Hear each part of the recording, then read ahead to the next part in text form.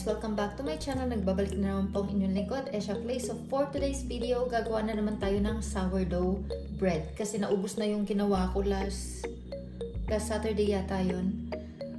So, gagawa tayo ulit. This time, lalagyan ko ng herb. Ayan. Mga ingredients na kailangan natin gamitin ulit guys. Napaka-simple, napaka-basic. Warm water, bali 360 grams ito. Tapos ngayon, maglalagay ako ng 100 grams na starter. Tapos 12 na salt, 520 na bread flour. And then maglalagay din ako ng herb. Ito yung ating thyme. Ayan. So, ipapakita ko na lang po sa clips kung paano ko po siya gagawin.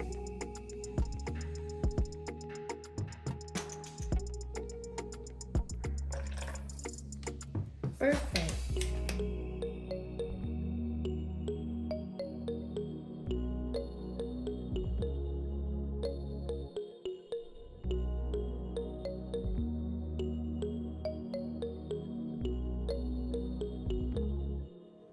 And then, i-whisk muna natin siya. So,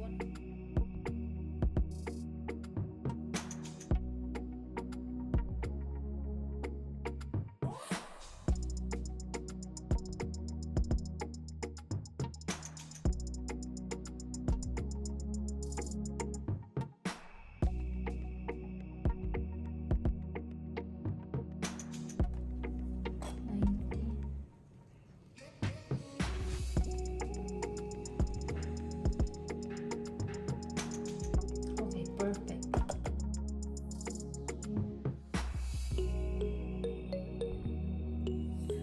Nag-start ako ng 2:37. Ayan. So, yan na natin. Gawin lang natin na parang shaggy dough.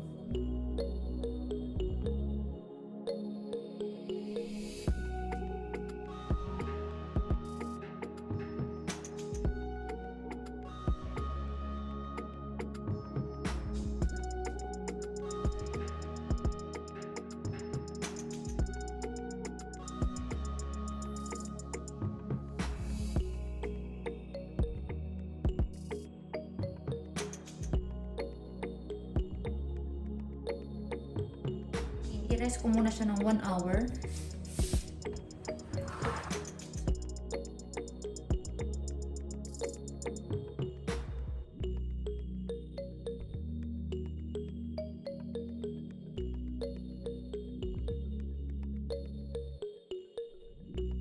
So guys, mag-aalikot method tayo. Kukuha tayo ng 40 grams.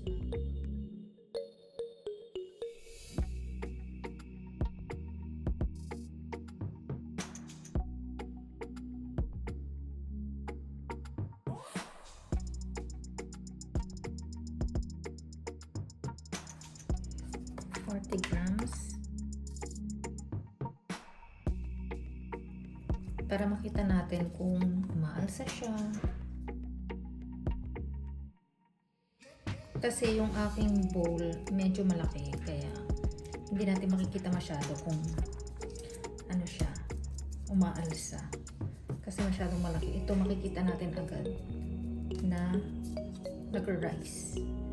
Kasi ma-reach niya yung ano, or kahit 50% lang yung dough, yung rice niya, okay na ako dun. Kasi lalagay ko naman siya sa fridge.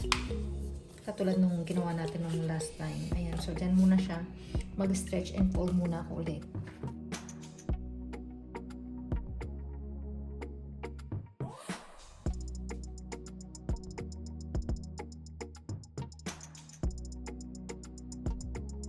Ayan. Pagka yung dough, parang umaano na siya. Ayan. Katulad niya, no? Lumalaban na, pinababayaan ko na yan. So, i-rest na natin yan kasama nung ating ito. And then, ibabalik ko ulit siya doon sa oven kasi malamig dito sa counter. Kaya ilalagay natin siya doon. And then, leave natin ng 30 minutes. So, balikan ko kayo after 30 minutes.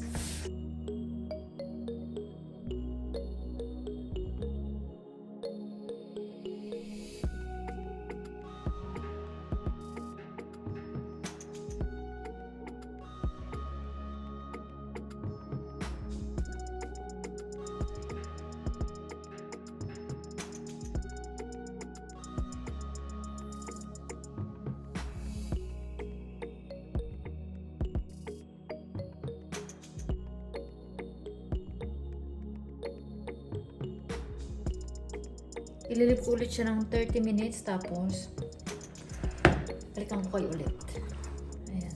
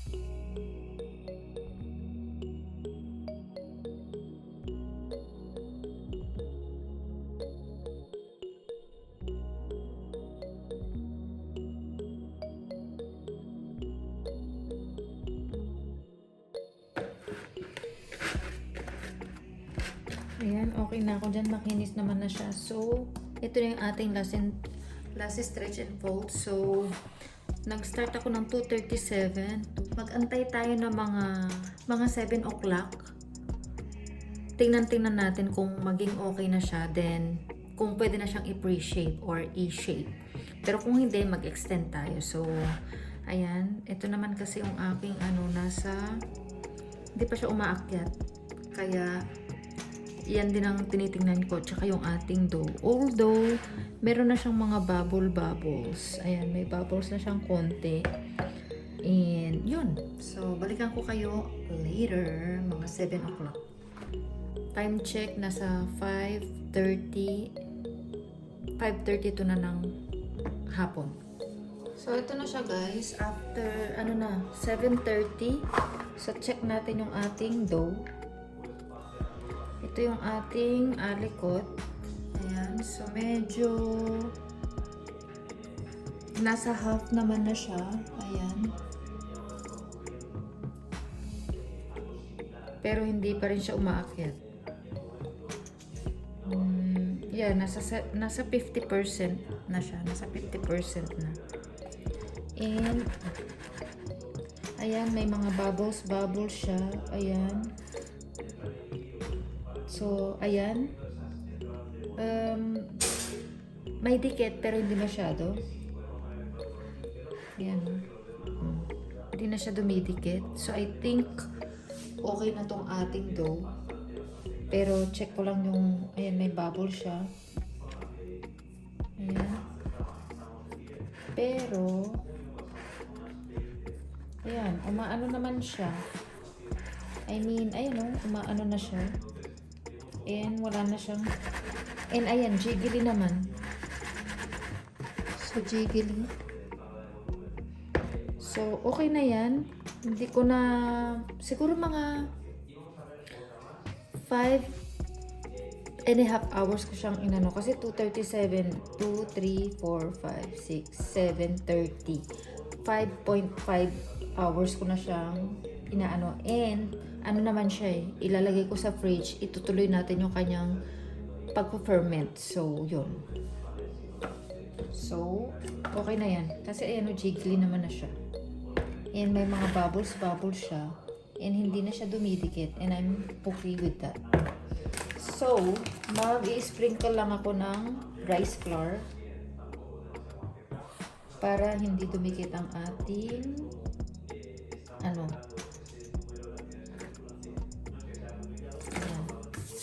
So, malinis yung aking kamay at baka makalimutan ko na naman to. So, ilagay natin yan. Ayan. So, ilagay ko na siya.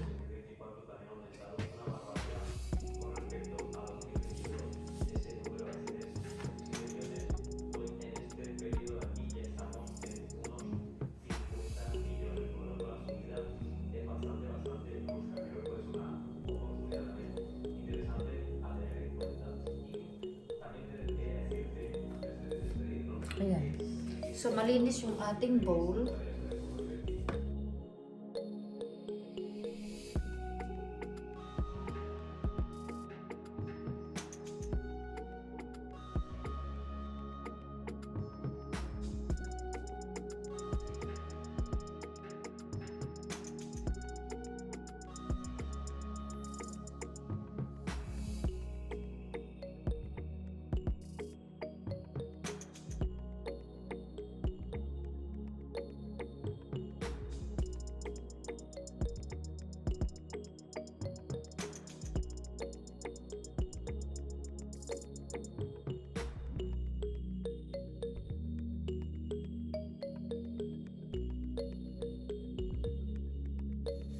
So, ito na siya guys. After 20 minutes, ayan.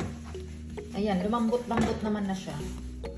Mas ano. So, i-shape na natin ulit.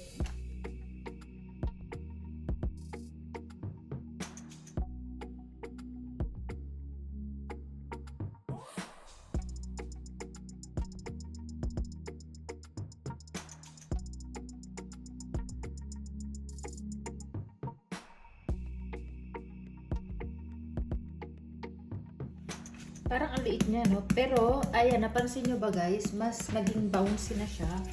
Unlike kanina, parang ang stiff niya. So, bali, mga 6 hours ko siyang inano.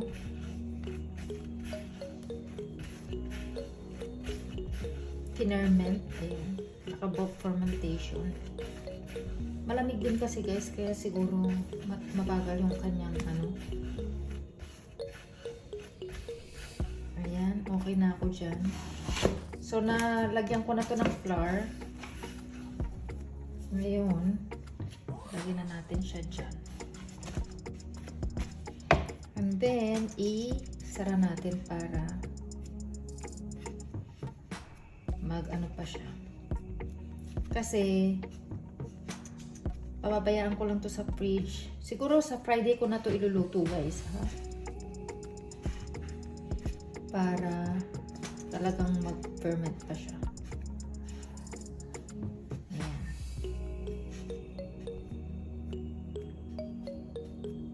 Ayan.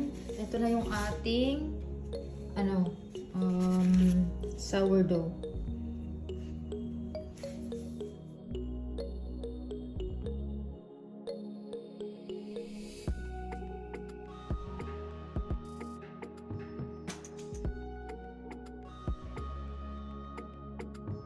Yun. So, ito ilalagay ko lang sa fridge guys. So, more or less sa Friday ko na to iluluto. Ayan. So, balikan ko kayo ng Friday. Hi guys. So, today ay Friday na. Ayan. 12/24 Friday, January 23. So, ito yung ginawa natin nung Wednesday, I think. Wednesday? Yeah. So, ito na siya. Nakalagay lang siya sa fridge kasi nga tinuloy ko yung kanyang pag-ferment. So, ito na yung itsura niya ngayon. Ayan. Ayan. Lumaki naman siya. And may mga bubbles. And ayan. So, pwede na tong iluto kasi matagal siyang pagka pinindot mo, matagal yung balik niya. And, ayan, jiggly. And, alam nyo guys, ang bango-bango niya. Kasi dahil doon sa nilagay natin na herb na thyme. Ayan. So, ilagay ko na siya dyan.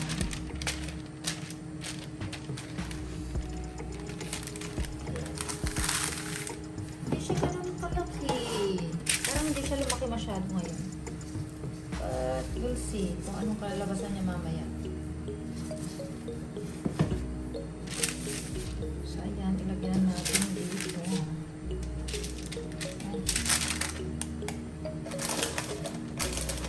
Correct.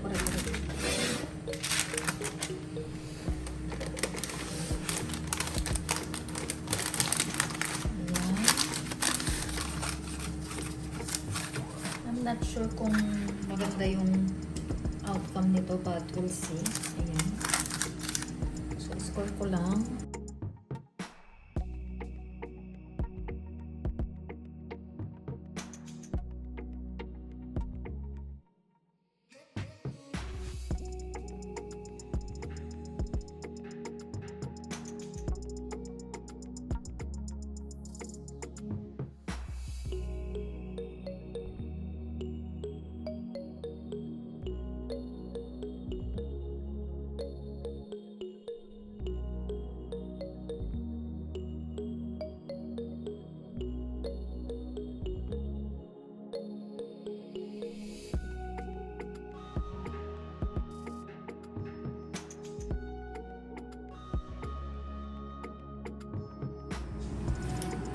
Okay guys, ito na siya. Ilagay ko na sa oven ng 220 degrees Celsius. Tapos lalagyan ko siya ng cube.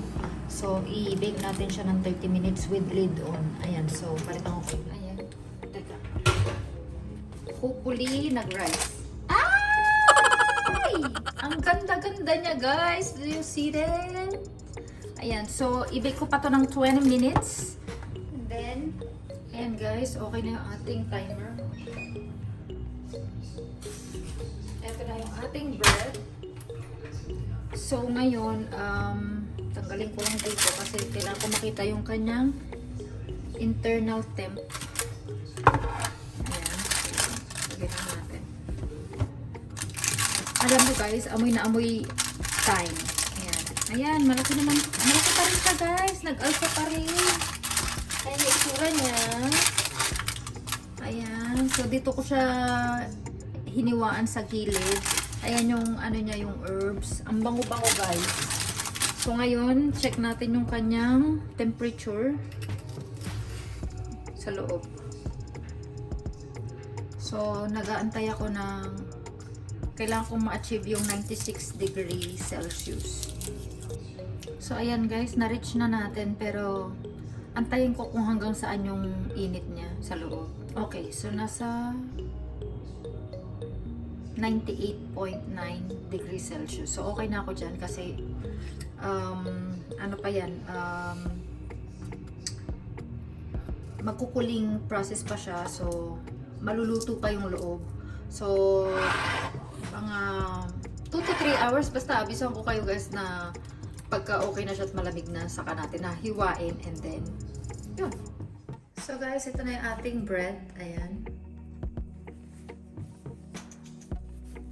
Ayan siya. Ayan.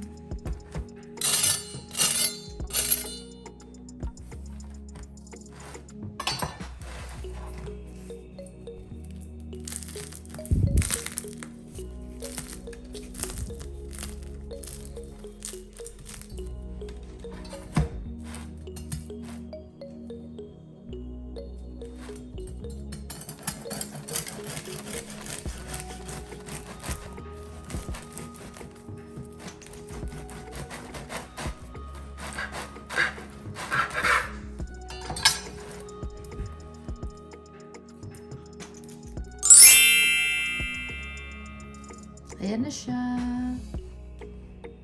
So, ang bango-bango niya guys. Amoy thyme. Ayan o. Ayan. Ang airy.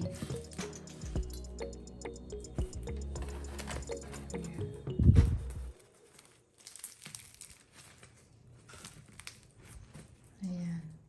So, nakikita nyo pa yung ano na yan. Yan yung ating herb na nilagay.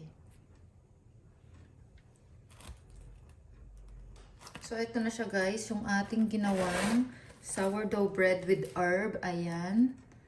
So, I hope nagustuhan nyo yung ating recipe and video for today. Thank you for watching. Don't forget to like, comment, and subscribe to my channel. Thank you!